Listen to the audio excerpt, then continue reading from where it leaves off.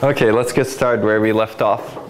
So I promised that this was going to be basics, and we've covered a lot of the basics. Now I'll go back to some research, and we'll cover some of the trends affecting main memory again in a different way. And I'll go relatively quickly and then go into some of the research ideas that we've been exploring. So I promised that there are three trends: technology trends, application trends, and architecture trends that we will cover as they affect memory. One is DRAM scaling is very difficult, and energy and power are already key design limiters, and there are more transistors on chip. And pin bandwidth is not increasing as fast as the number of transistors, and memory is the major shared resource among the cores. As a result, there's more pressure on the memory hierarchy. Right? On the application side, if we take a look at this a little bit more, there are many different threads and applications and virtual machines that are concurrently sharing the memory system today. Again, in cloud computing and servers, many workloads are being consolidated on chip to improve efficiency. In accelerator-based systems, SoCs, CPU, GPU-based systems, many threads from multiple applications will be accessing memory together. And mobile systems, again, interactive and non-interactive applications are being consolidated even more. These different applications have different requirements. Some require performance guarantees, but modern hierarchies do not distinguish between applications. And we've already talked about applications being increasingly more data-intensive. On the architecture and system side, we're sharing the memory hierarchy, and that's not going to go away, I think, for a long time because of the reasons that we've discussed earlier in one of the lectures. Sharing improves efficiency, right? We're putting more cores and components, which means that more capacity and bandwidth demand from the memory hierarchy, and they're asymmetric cores. And I think memory system designs for asymmetric cores is becoming more interesting also, and we'll talk about that in the third lecture. And different cores also have different performance requirements, especially if they're asymmetric. And memory hierarchies today do not distinguish between different cores. In some systems today, actually, they do distinguish.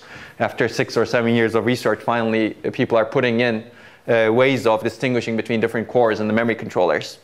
Different goals for different systems and users also exist. At different times, you want something different from the memory system, right?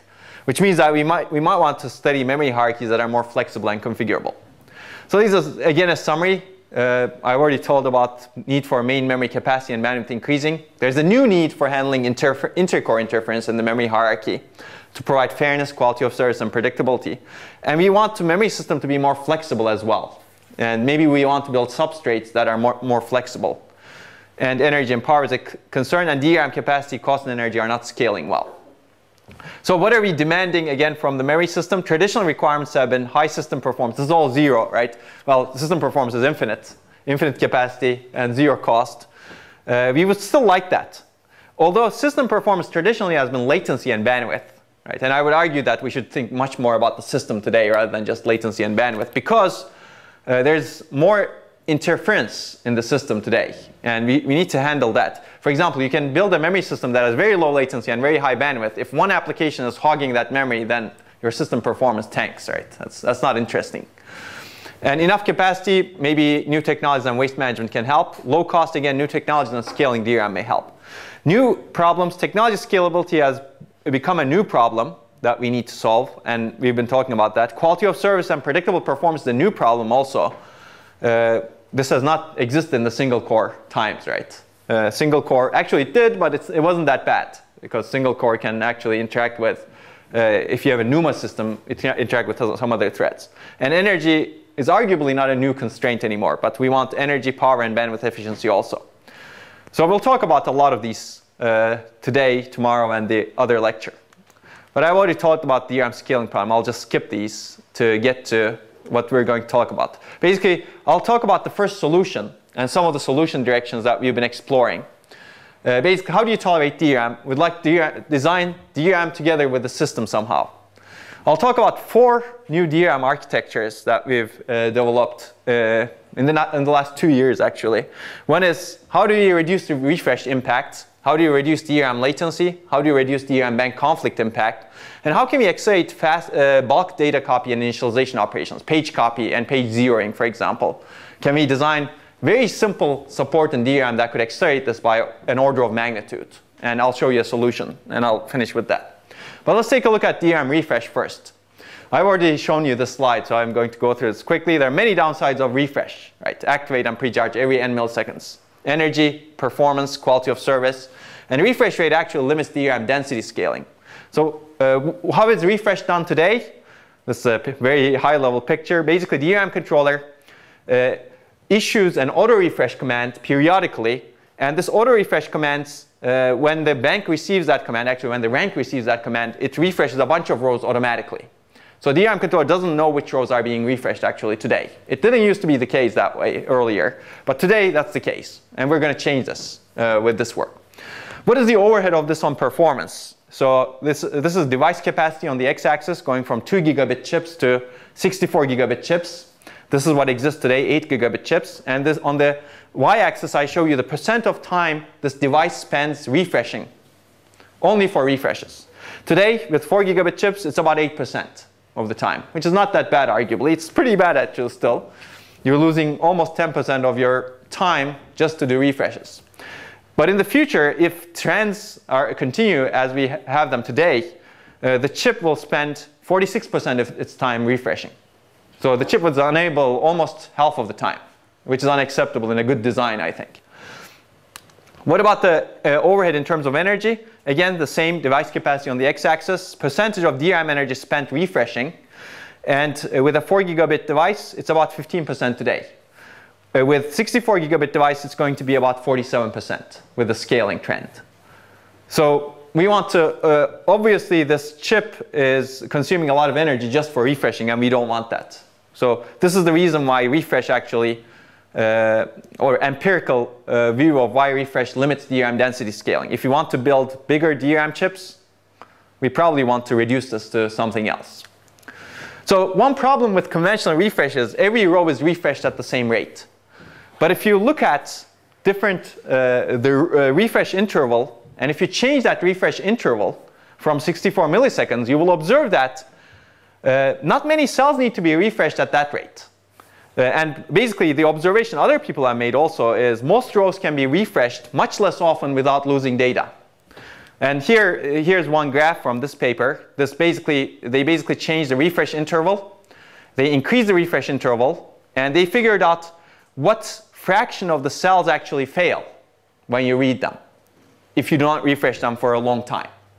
So for example, if you do not refresh the cell, if you refresh the cells every 256 milliseconds, you get only about 1,000 failures in a 32 gigabyte DRAM system, which is not that high. And if you do not refresh for 10 seconds, you still get a relatively low number. Basically, you have this exponential curve. If you refresh every 64 milliseconds, then you have no errors, or presumably you have no errors. But basically, most rows can be refreshed much less often. That's the idea. Actually, most rows can be refreshed at every 256 milliseconds.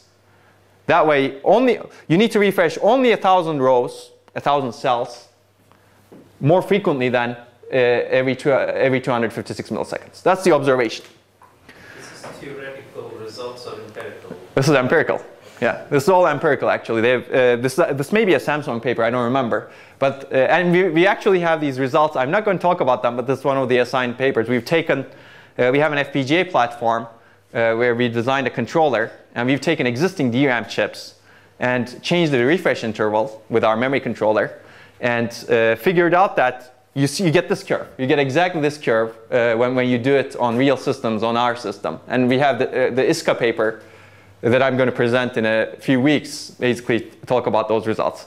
I did not have time to prepare the slides, but that paper, the experimental characterization, this paper, that shows these results, an experimental study of data retention behavior in modern DRAM devices that will appear in 2 weeks, replicates these results in real devices today.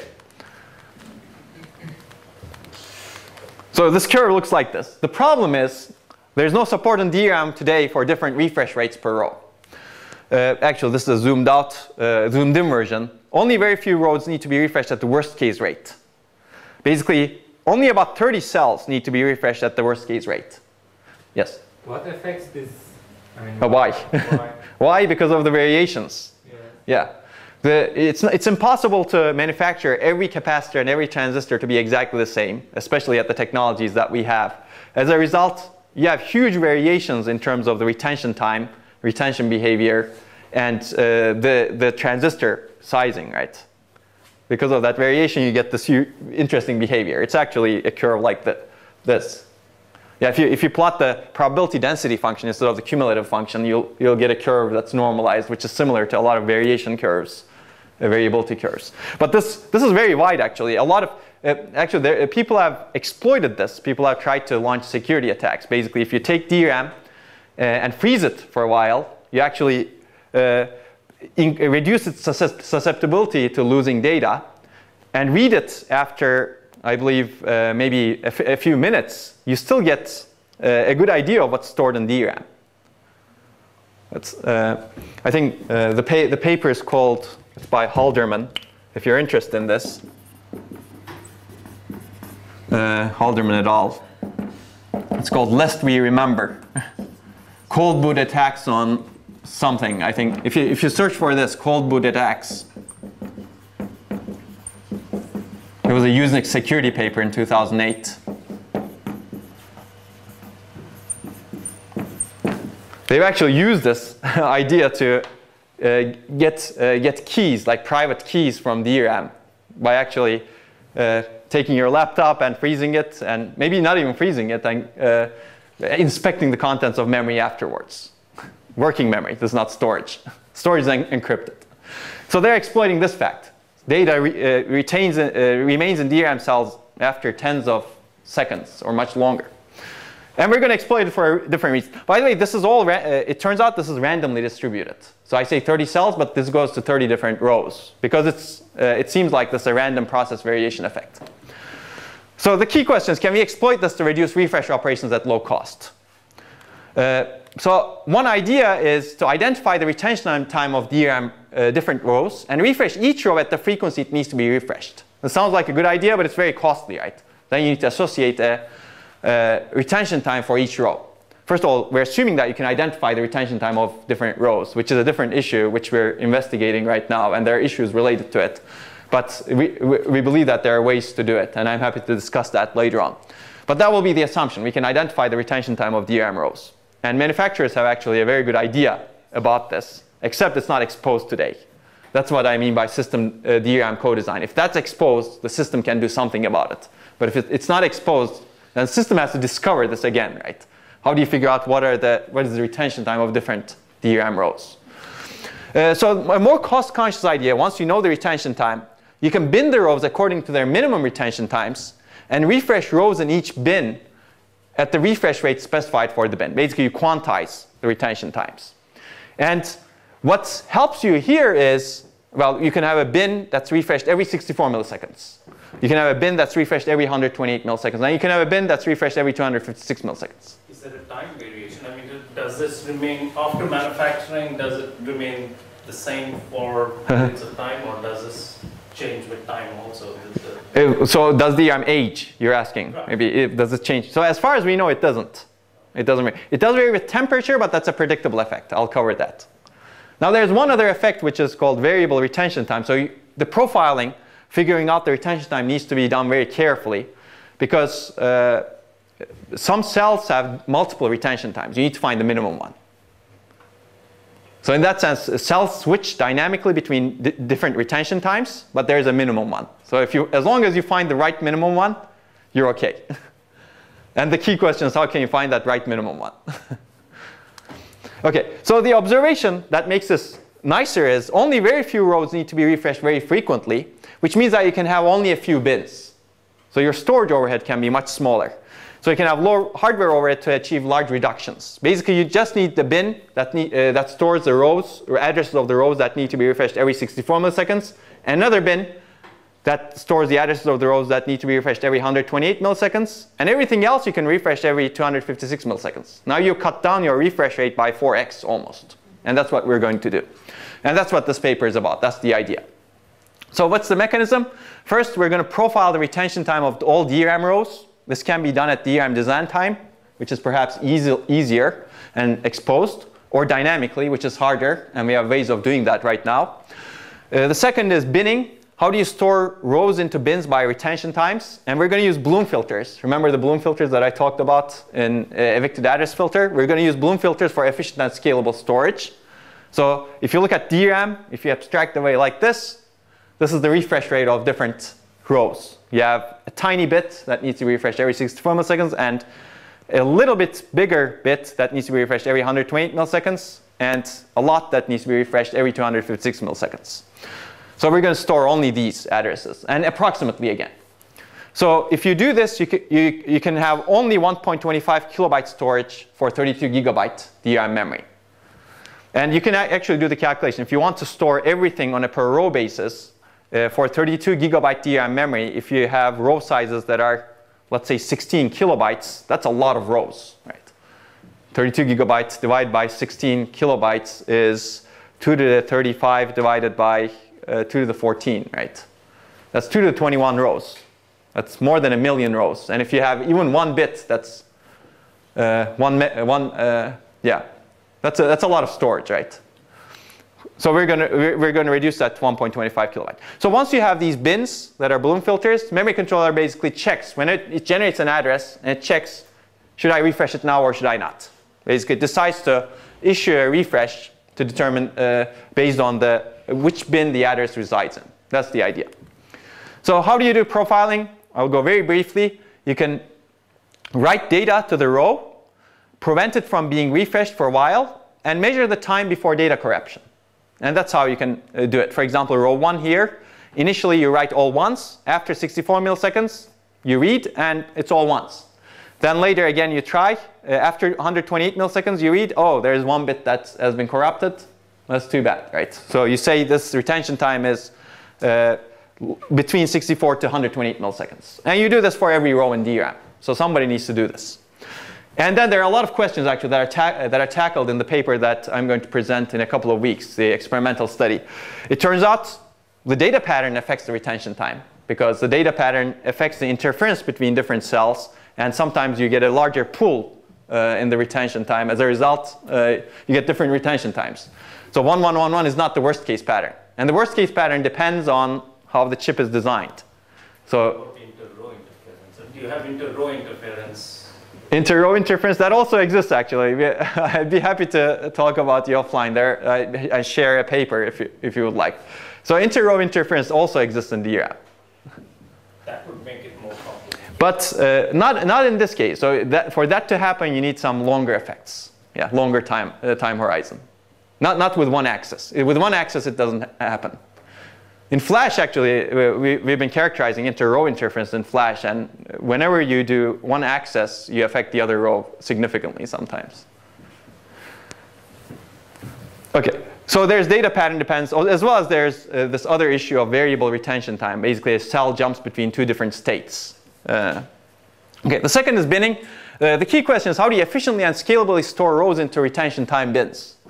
And we're going to use hardware balloon filters. And I'll go through this again very briefly. Basically, you have a small bit vector. And if you want to insert an address, you have some hash functions that the address will map to different bits.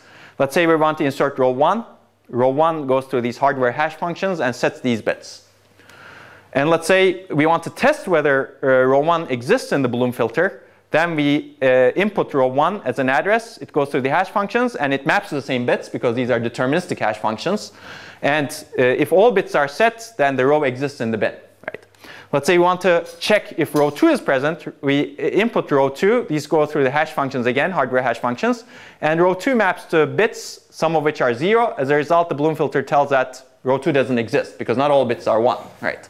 It maps to bits, some bits that are not 1. Let's say we insert row 4. In this case, we set some other bits through the hash functions. Let's say we test row 5. Remember, we didn't insert row 5. We test if it's present.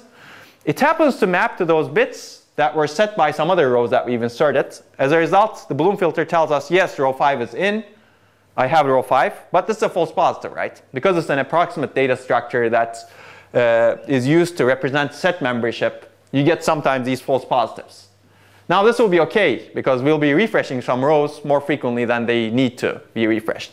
The good news is, yeah, basically that's the case. It's okay because that's it. But the good news is it has no false negatives, right? Whenever you insert something, you'll always find it there the next time you test it. As a result, rows are never refreshed less frequently than needed. So we maintain correctness. This is also a scalable data structure because a balloon filter never overflows.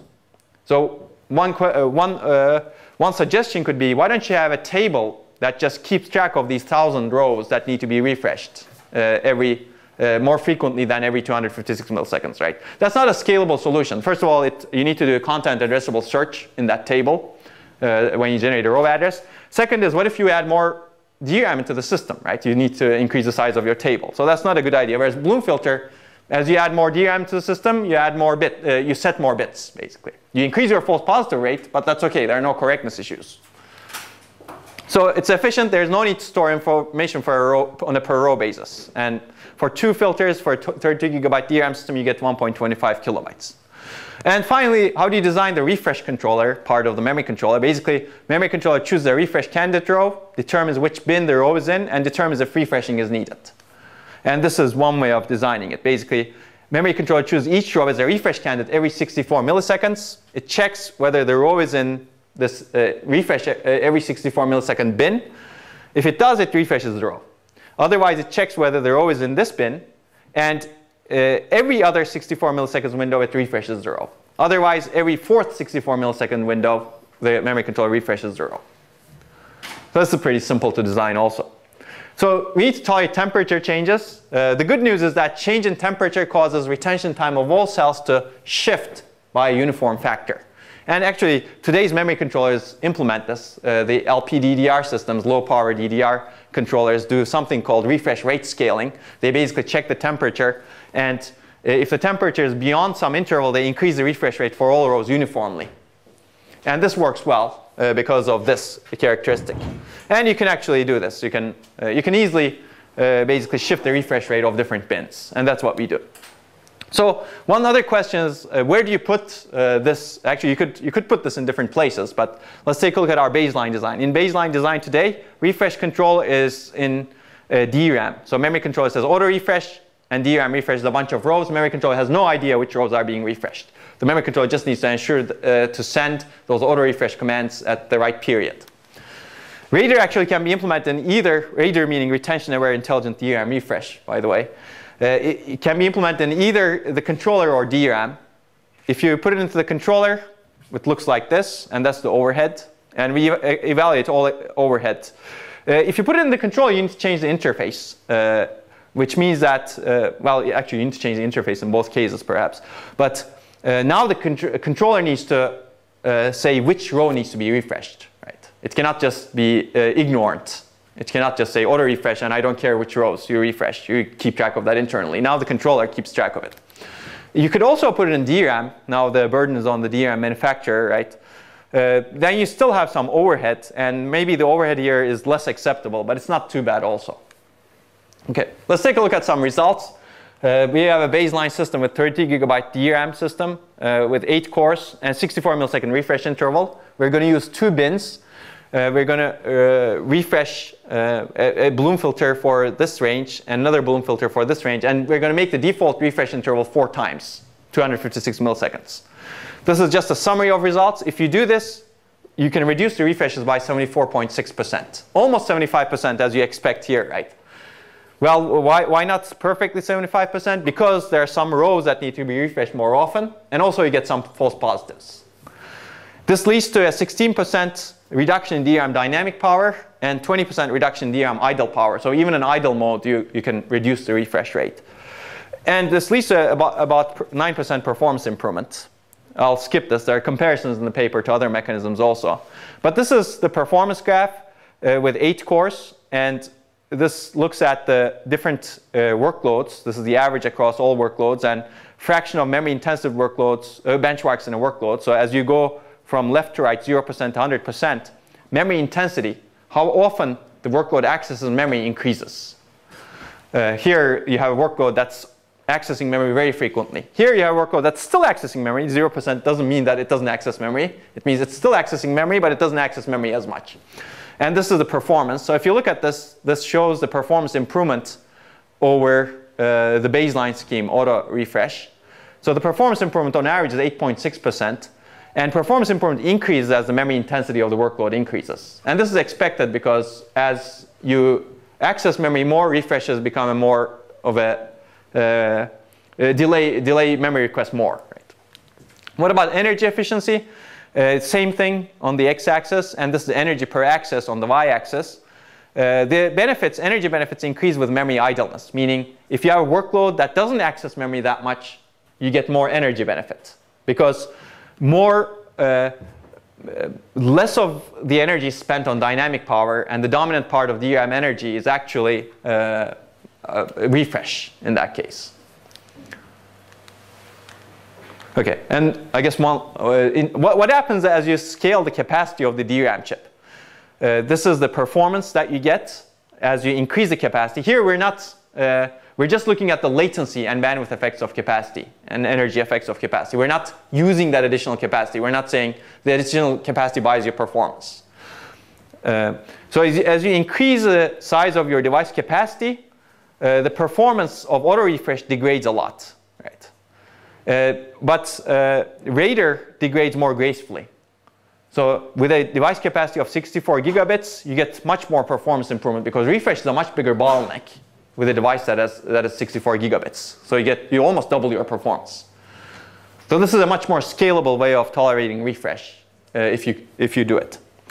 And this is the energy benefits. As you increase the device capacity, the benefits of radar over the baseline mechanism increases. So you get 50% savings in energy per access as you get to 64 gigabit DRAM chips. And again, it's still not the perfectly scalable solution, right? You have an exponential increase in energy, but the exponent is much lower than the exponent that you have with auto refresh that we have today. So we still need better mechanisms, I think, going forward to handle refresh, because it's going to be a much bigger problem in the future. Any questions? Yes? Doesn't this depend on how many banks you're having? So are you assuming just a single bank? Or No, we're assuming a banked architecture, 8 banks. So even with 8 banks, you need to increase the size of the banks. And also a refresh rate itself needs to increase because the technology node is much smaller. But it's 8 banks, even up to 60. I mean, can you increase the number of banks? Because if you go for larger memory, can you have more banks and then... So you could certainly, but there are other issues that come into play over there. So actually, this is agnostic of the banks. This is more derived analytically based on the scaling trends. So you could, so these numbers can be off a little bit. So I should have said that early on. These numbers can be off a little bit, and in fact, they're off compared to some other studies, but the trends remain.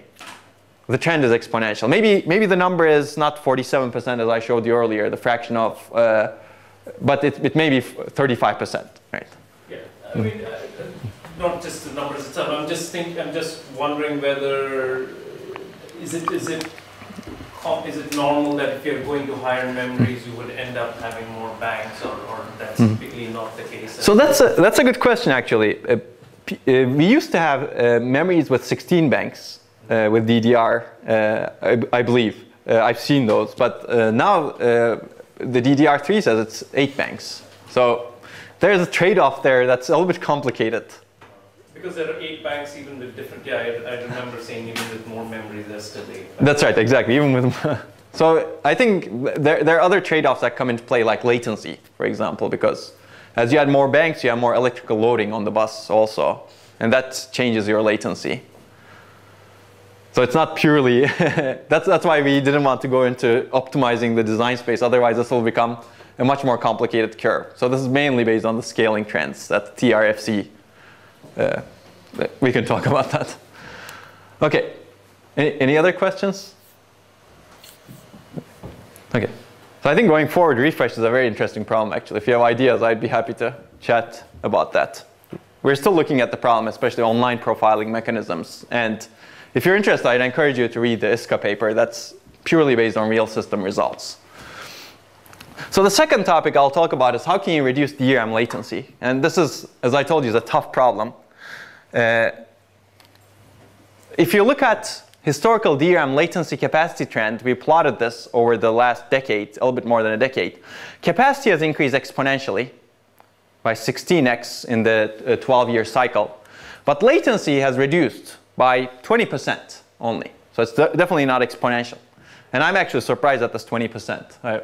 I would have guessed less than 20%, but it happened to be 20% when you plot this. So DRAM latency continues to be a critical bottleneck. So let's take a look at what causes this latency. This is what I've shown you earlier. The DRAM chip has a cell array and an I/O circuitry, which I didn't show, but it does have this I/O circuitry. And there's this channel it is connected to. And this cell array consists of banks, and banks actually consist of what is called subarrays. Because the bank itself, the bit line, if you have a single monolithic bit line, that's very long. And that latency is too long, so people divide this bit line into shorter bit lines. As a result, you get these subarrays. What does that subarray look like? These are the DRAM cells, two-dimensional, and that's one cell. This is the part of the row decoder. This is a word line. And you have these sense amplifiers. Basically, yeah, I've defined all of those. And whenever you need to do an access, you basically activate, if you want to access this part, you activate the entire row, and that's what a subarray looks like. Basically, you activated the subarray internally. And basically, this is the subarray access latency. Basically, these bit lines are driven. As a result, you get all this data of the row inside the sense amplifier. So if you look at this, what I told you earlier was an abstraction, right? I showed you there was a single row buffer. That's not true. Actually, each subarray has its own row buffer, because you need to amplify. You need to have a sense amplifier per subarray. Otherwise, the latency is way too long.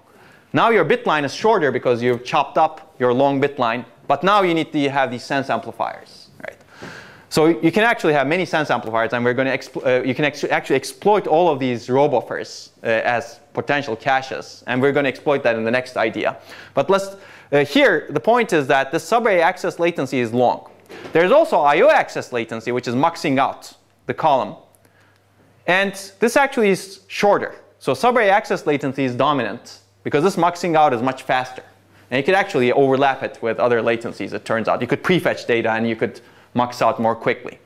So the dominant access latency is the subarray access latency. Why is this so slow?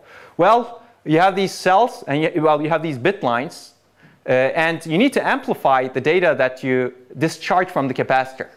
And to be able to do that reliably, the sense amplifier needs to be large. In today's systems, the sense amplifier is a little bit over 100 times the size of a cell. And that's the big trade-off. So if you want to make the bit line as a result, DRAM architectures have long bit lines today to amortize the cost of this large sense amplifier across the cells. So you have 512 cells per sense amplifier. This leads to a small area. But this also leads to a large capacitance on the bit line, right? If you have 512 or 1,000 cells connected, your capacitance on the bit line is very large. As a result, you get high latency and power. So this is an explicit trade-off made by DRAM designers today. Because the sense amplifier needs to be large to reliably sense the data, your bit lines are long.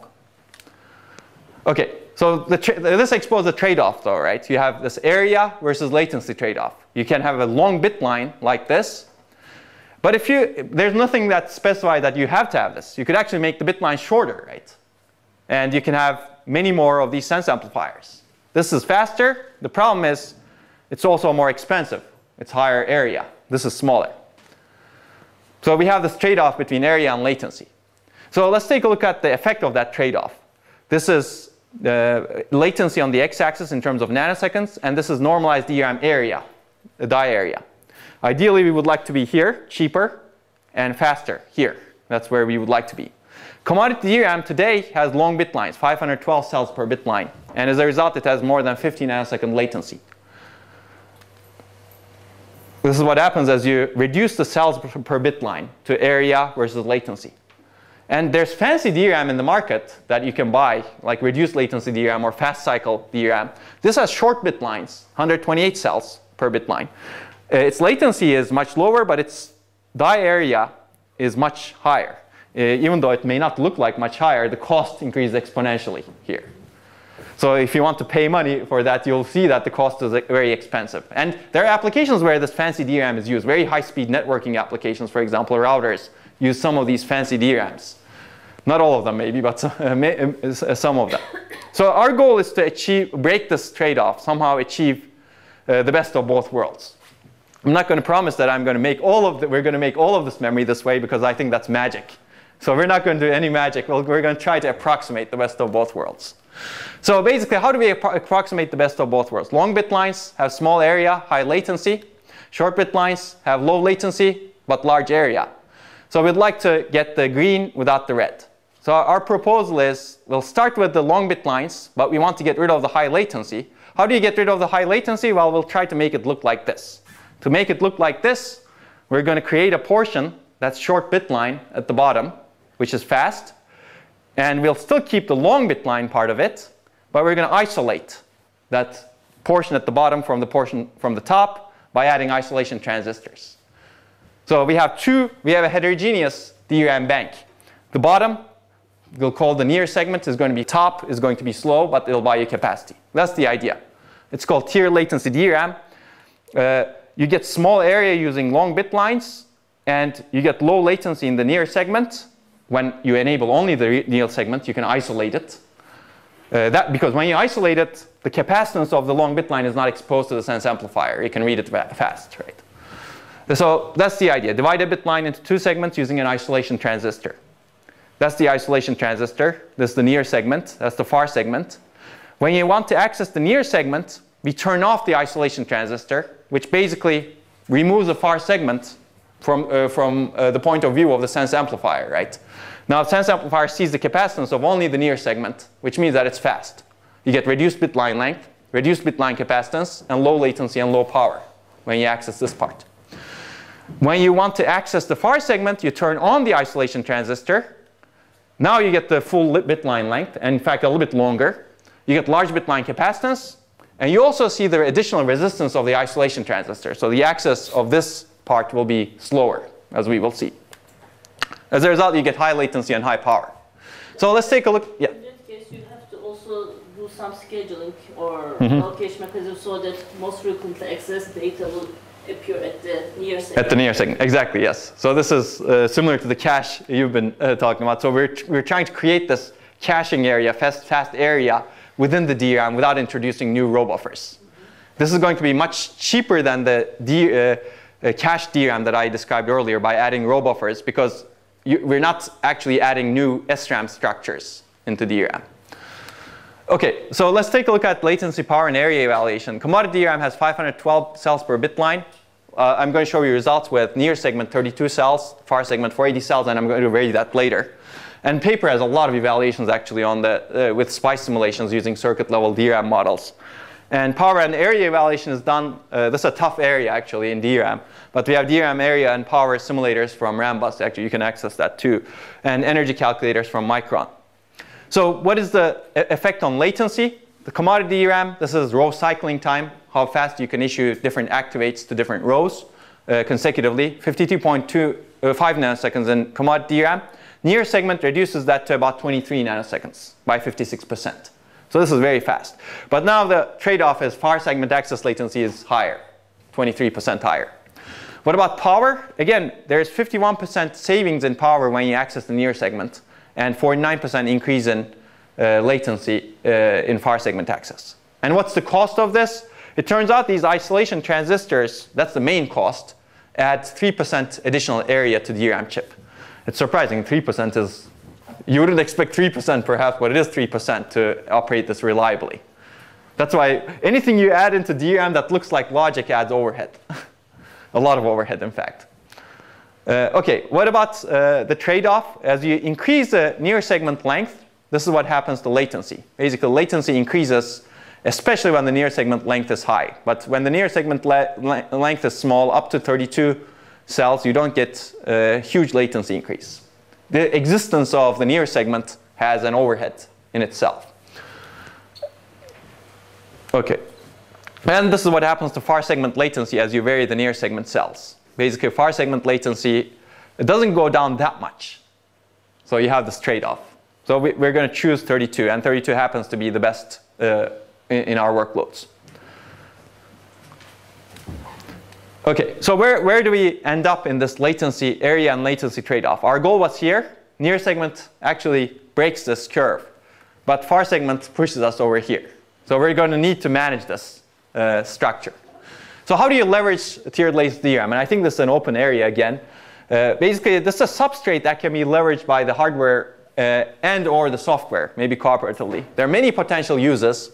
One thing is you could use near segment as a hardware-managed inclusive cache, or it could be used as as hardware-managed exclusive cache to the far segment. Now the difference is, if it's inclusive cache, you're losing capacity, right? Because you're replicating stuff in the far segment. If it's exclusive cache, you're not losing capacity. And we have both evaluations in the paper. We also evaluate profile-based page mapping by the operating system. Operating system somehow figures out which pages are more frequently used and allocates them to the near segment. You could also have application hints. You can imagine many potential uses. This is basically a caching substrate, right? You could use it in software and hardware. One option that doesn't work is this. Basically, you take DRAM today, simply replace it with tiered latency DRAM, and of course change the memory controller to deal with the latencies, but don't do intelligent page mapping. This doesn't change the performance or energy at all. So you need to have some intelligence in the system to exploit this substrate. I'll briefly talk about this part. So near segment is a hardware managed cache. Basically, this is what we've done. You have sense amplifier, near segment, far segment in a subarray. And this is your main memory, far segment. Near segment is cache. It won't be part of your main memory. First, how do we efficiently migrate a row between segments? If you want to cache from far segment to near segment, you want to put the data into the near segment while also transferring data to sense amplifier, right? And you want to be able to write back data that's dirty in the near segment over here. And we want efficient mechanisms for that. And this is important because this is going to enable something else that I'm going to describe at the end of the lecture. Second, how do you efficiently manage the cache? I'm not going to talk about this. I'm going to assume that you have an LRU-based cache. But again, everything that we've discussed in cache management can be applied over here. And any new mechanism that anybody develops can be applied. Basically, memory controller can manage this cache, because memory controller needs to keep the tag store for this near segment. Let's take a look at the first challenge, because it's interesting and there's novelty here. Basically, inter-segment migration. You have this far segment and near segment. We'd like to migrate the source row to the destination row to cache it. How do we do that?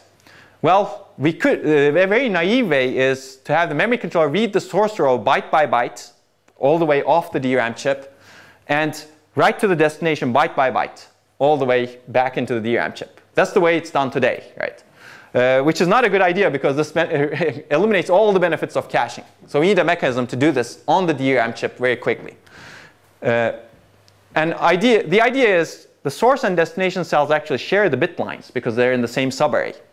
What you can do is you can use these shared bit lines to transfer data from the source to the destination concurrently. Basically, we're going to activate the source row first.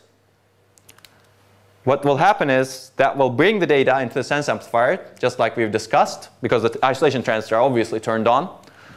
And second, while this is happening, we're going to activate the destination row. After this data is latched into the sense amplifiers, we're going to activate the destination row. This connects the cell and the bit line, and the sense amplifiers, because they have a lot higher drive, they will drive the data all the way into the destination row. Now we've done a row-to-row copy. And you can actually do this, overlap this copy with the access to the source row. As a result, the additional overhead latency to migrate data is only 4 nanoseconds over the row access latency. So you could do this copy very quickly. And we're going to take advantage of that later on. How do you efficiently manage the cache? We're going to assume an LRU cache for these results. Let's take a look at some results. What's the system level benefit of this? Basically, we have, this is the same simulator that we've evaluated other things on. We have workloads, several workloads from databases, streaming application and spec, and some metrics. This is the system configuration. The assumption is that TL-DRAM has 512, the baseline is 512 cells per bit line, and we're going to vary the near segment length. And I'll show you results with just inclusive cache, hardware managed. So this is the performance as you change the number of cores and channels. Basically, the performance improvements are consistent. It's about 10 to 12%. And it's hard to expect this to increase because that really depends on the contention that you have in the cache. So we don't employ any intelligent management mechanisms. You could actually get better performance if you partition the cache a little bit between applications, for example, or if you do utility-based cache partitioning that we've discussed, or if you do other techniques, evicted address filters, for example, on this cache. The power reduction is about 25%. across different systems. So basically, the conclusion is that using a near segment as a cache improves performance and reduces power consumption. And I think this is just a scratch of the surface. We're not really intelligently managing this part in DRAM. If we do it more intelligently, then we can get even more benefit. And what happens as you vary the near segment length? This is the performance improvement as we change the near segment length. As you increase near segment length, you get large cache capacity. That's the upside. But the downside is the access latency of the near segment also increases. So we get a trade-off. As a result, the maximum IPC improvement peaks at 32 near segment cells. But that may be different for different applications. Okay. So in the paper, we have more mechanisms for leveraging TL-DRAM. And you can imagine other mechanisms too, and I'd encourage you to. I think it's very interesting.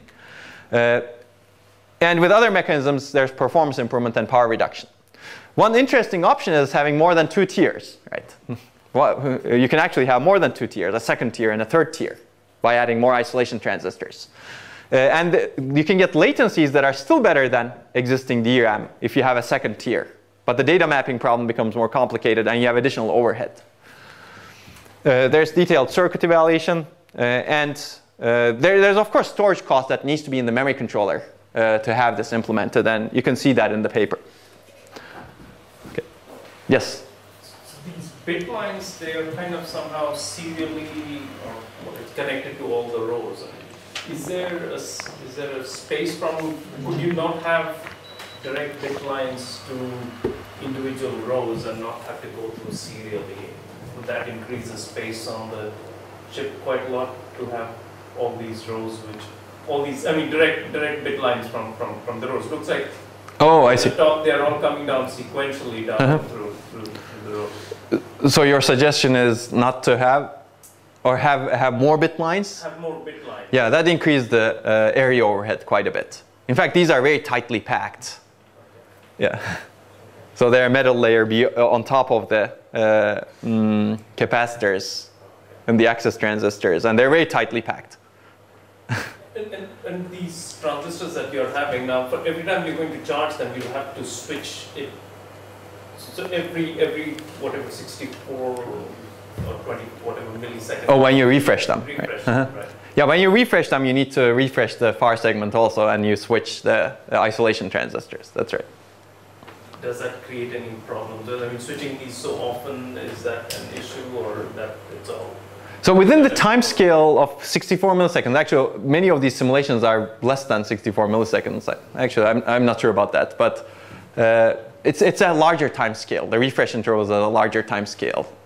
So it does affect things, that's right. No, I mean, reliability. I mean, are these things switched so often, is that affecting the reliability of that component that you're putting in? I mean, are you introducing a less reliable component into the So that's a good question. As long as you make it large enough, it's no less reliable than the access transistors that you have, right? Because those are transistors also. Basically, we're adding the transistor this way on top of the bit line. Now, we cannot do a perfect reliability evaluation and that's actually a tough thing to do, because DRAM manufacturers will not give you any data related to that. But as far as we understand, we're not changing the reliability significantly, because transistors already exist in other parts of the DRAM core, if you will.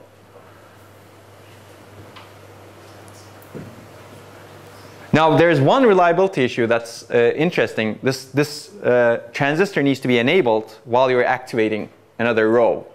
So that adds more perturbation to the system. Whereas previously, there was no transistor. You don't need to enable anything, right? In a sense, this looks like 2 word lines enabled at the same time. That increased the power consumption a little bit. But even then, the power consumption benefits. So we take that into account in the evaluations. So now 2 word lines look like they're enabled, right, if you're accessing the far segment. Okay. So we've tackled the DRAM latency problem, which is a critical performance bottleneck for many applications. Our goal was to reduce DRAM latency with low area cost. And the observation is that long bit lines in DRAM are the dominant source of DRAM latency. And the key idea here was to divide the long bit lines into 2 shorter segments, fast and slow segments. This enables latency heterogeneity in DRAM, called tiered latency DRAM. And you can leverage this in many ways to improve performance and reduce power consumption. And when the fast segment is used as a cache to the slow segment, you get significant performance improvement and power reduction at low area cost. I think going forward, there are better ways of managing tier latency to DRAM can increase its value, and maybe looking at other tiering mechanisms in DRAM. Any other questions on this? Should we keep going? Okay. I guess it's 8:53 a.m. Almost 4. So I'll talk about 2 other things. So hopefully I don't have a lot of detail, but I'll refer you to papers on this one. And this is a work that's ongoing. Hopefully this will be easier now that you have a good DRAM background. So subarray level parallelism. We've talked about subarrays, right? Now we're going to exploit in a different way.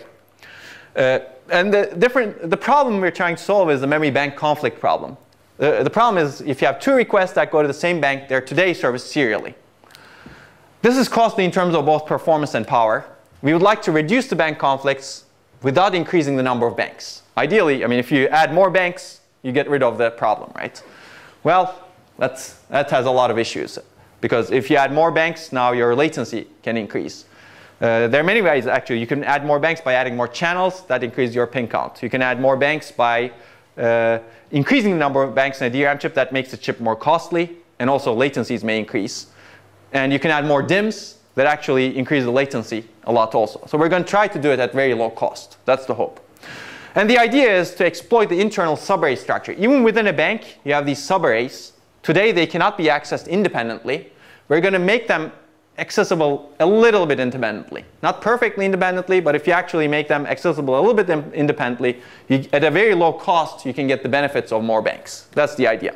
And the key idea is to reduce the global sharing of hardware between these subarrays. Today, there's some global sharing of hardware, and I'll discuss this. And we're going to reduce that global sharing. And this is described in this ISCA paper last year. So what is the problem with memory bank conflict? Let's say we have 2 banks here, and these are 4 requests. Read write to this blue row, and read write to this is actually a gray row. Finally, we can distinguish gray and red. These writes are served in parallel, and these reads are served in parallel, and this is nice, right? Whereas if these map to 1 bank, basically the request will be serialized, assuming that there are 2 different rows here. And it doesn't look like this, actually. You get serialization. You also get, when you do a write to DRAM, there's write recovery penalty. You basically need to wait the bit lines to stabilize. As a result, you get this write recovery penalty, which adds a little bit of overhead before you do the next access. And then you get additional penalty because you need to change the row buffer. Remember I said writes are scheduled in a batch, and then reads are scheduled in a batch, and then writes are scheduled in a batch. Here, you write to this row, and you write to another row. Now you're thrashing the row buffer in DRAM, because only 1 row can be open at a time, and we'll take a look at that. So as a result, you get a lot of latency impact. In fact, it's much worse than this. These reds are small because I don't have space in the slide. So you get a lot of impact. So our goal is to mitigate the detrimental effects of bank conflicts in a cost-effective way. Naive solution is very expensive, adding more banks, and the paper has a lot of evaluation of that. Cost-effective solutions that approximate the benefits of more banks without adding more banks. This is based on 2 observations. One is a DRAM bank is divided into subarrays. So this was the abstraction that I showed you. The logical bank looks like this. You have a bunch of rows that are connected to a row buffer. And logically, it looks like there are 32 K rows that are connected to a row buffer. And this is actually hard to build because you cannot build such a long bit line reliably at the latency requirements that we want from DRAM. So we divide physically, a bank looks like this. You have 64 subarrays in this case that are connected to a global row buffer, which is actually a little bit different from the sense amplifiers, and you can read the paper for that. But each subarray has a local row buffer, local sense amplifier. Basically, you have now chopped up the local bit lines. Whenever you need to read a row, you only need to propagate data through the bit line to the local sense amplifier. And once that's amplified, you have some other much larger bit lines called global bit lines, and data gets transferred through those global bit lines to the global row buffer, which is the I/O driver. And actually, it turns out those much larger bit lines are fewer because they're much larger, because you need to drive them quickly. So you actually have maybe 4K lines here, or maybe 2K bits here, whereas the larger one is only 64. So you actually transfer data to the global row buffer is much smaller because you need to transfer across this large chip, right? Okay, but basically the observation is that you have this subarrays with local row buffers. And each subarray, it turns out, is mostly independent. It's not perfectly independent, otherwise it'll be a bank, right? But it's mostly independent. If you look at this, they share some global structures. One is the global row buffer, global bit lines. And the second is the global decoder. Basically, you don't have separate decoders, otherwise they'll be banks. They share the decoder. Because of these global sharing, you cannot access them independently today. So our idea is to reduce the sharing of these global row buffers. Basically, we want to reduce the sharing of the global decoder such that we can, in parallel, access these subarrays. And we also want to utilize these multiple local row buffers. It turns out today you cannot enable two local row buffers at the same time because they drive the global row buffer at the same time. And you get a short circuit as a result. So we're going to fix that problem. The overview of the mechanism, basically these requests are to the same bank, but they go to different subarrays. What we would like to do is we'd like to parallelize them. And we'd like to have these two local row buffers enabled at the same time, such that we can switch between them very quickly. That way you don't get the row buffer thrashing. Right? Okay, so what are these global structures? The first structure is the global address latch. So it turns out in DRAM you have this global decoder. After that the address is latched here. And that latch serves both local and both subarrays. As a result, you cannot access a word line here and a word line here at the same time. That's the problem. So if you get an address that goes here, you latch the decoded address, and you can enable the local row buffer. You can activate it. Now you can get the data out. But if you want to access this other subarray, this other word line, you have to pre-charge this one such that it's disabled. And now you need to latch the new address such that you can activate. The problem is this latch is shared between the subarrays. So the solution is very simple. Once you realize the problem, the solution is, why don't we push the latch to different subarrays? We still share the decoder. This is the expensive part. Latch can be smaller, right? That's the idea. Now you can enable both of them. You can activate both of them, but you cannot keep both of them activated. So we'll solve that problem also. Global latch goes to local latches. As a result, you can enable parallel access. The second problem is global bit lines. And I'm going to abstract this away. So these are local bit lines are internal to the subarray, and global bit lines are at a higher metal layer, and they're much bigger so that you can drive across the chip.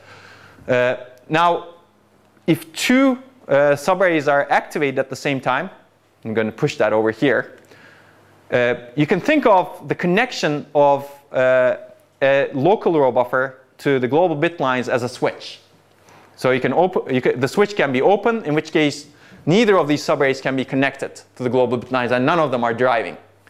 The switch can be closed, and if both of them are activated, they're both driving the global bit lines. As a result, you can read the data from both. Well, it's a short circuit, right? So the key observation is that today you have no control over the switch. The memory controller has no control. Basically, when the memory controller says read, both of them get connected. Now, that's why we allow only one subarray to be enabled, only one row buffer to be enabled. So we're going to add more control. We're going to add a transistor where we can actually control the switch. That's the idea. Basically, we're going to have a designated bit latch that the memory controller can set. Memory controller can tell DRAM, I'm designating this subarray to drive the global bit lines. And everything else should not drive the global bit lines. That's the idea. Whenever we do a read, we also designate which subarray should be activated. And that switch gets connected. And as a result, this row buffer can still be open, can still be activated. You can still have the data cached here. You don't need to pre-charge it. But you also get the benefit of many row buffers at the same time. Now, if you want to access this yellow one, the memory controller says, I'm not designating this one anymore. So turn off the switch, but turn this switch on. And that could be very fast, because that's just the change of a transistor, designated bit latch. Now we can switch between different row buffers very quickly. Now we can cache data in many row buffers. Remember, there were 64 subarrays. 64 row buffers in a DRAM bank. Now we have 64 of those local row buffers enabled. So the cost is these designated bit latches with a wire. And the key idea is you selectively connect the local row buffers to the global row buffer. So that's the idea, basically, the idea of enabling subarea level parallelism. Global address latch leads to the problem of only one raised word line. If you push the global address latch to subarea address latches, then you can raise multiple word lines at the same time. Now, global bit lines lead to the problem of collision, short circuiting, if you keep multiple row buffers enabled, activated at the same time. And if you have a designated bit latch, you can selectively connect the global bit lines to the local bit lines, or local row buffers. And as a result, you get rid of this collision. And you can switch quickly between different row buffers. We call this the multitude of activated subarrays. So you can now have many activated subarrays at the same time. Does that bring a new control overhead on that? You have to schedule the global lines for the subarrays now. Mm-hmm. Subarrays have data to transmit accordingly when they will transmit. Yes, absolutely. So the memory controller now needs to be aware of the subarrays, and it needs to schedule which one should go next. And there are actually interesting scheduling algorithms which you have not fully explored yet. That's one of the costs that goes into the memory controller. So let's take a look at the advantages of this. This is the baseline that's subarray oblivious. You get serialization, you get write penalty, and you get trashing of the row buffer. With MASA, you get rid of most of those. So it's not like a bank. If these were two separate banks, these would proceed right at the same time. But we're now going to pipeline the requests. Right? So you save a lot of cycles and energy also because of the row buffer thrashing. What is the overhead of this? So we've done some evaluations, and actually some chip manufacturers, DRAM chip manufacturers, have done evaluations also of this. And the overhead is relatively low. According to us, it's 0.15%. According to others, it may be a little bit higher, but it's not that high. It's not that high to be prohibitive, it seems. Oh, OK, sure. Why don't you change it? I can take a question in the meantime.